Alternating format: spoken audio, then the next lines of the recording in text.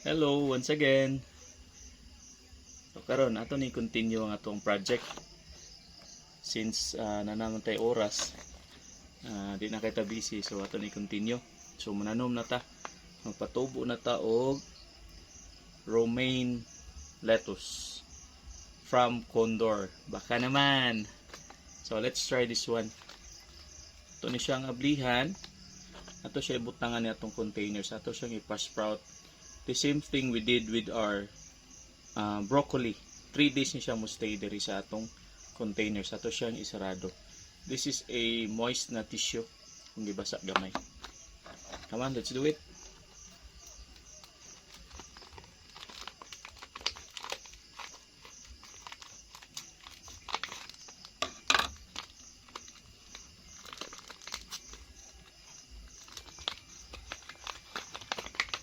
So atong tamna na ni, there are about maybe 60 pieces cups ang atong kaya itanom.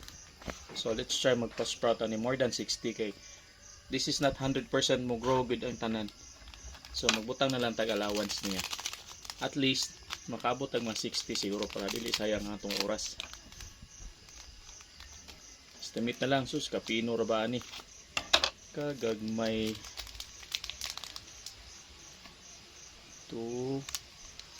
Sus kapino dito. Sus kapino. Oh, gagmay kayo.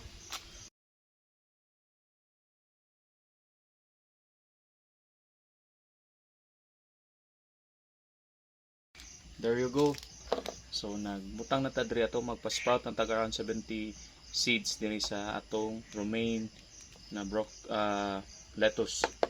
Then if ever na isobra kay daghan pa man kay ni siya, no. So just try to make like this, oh. I-tape lang ninyo, sigurado ninyo nga nakasilyo siya para magamit pa ninyo pohon-pohon. Daghan pa kay ni siya.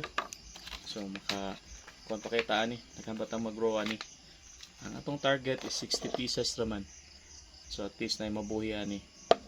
Mabutog 60 kay more than 60 man atong ibutang nga seeds.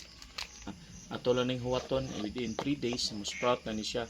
So today is December 8 and expected nato ni siya is December 11 po na mo tubo ani.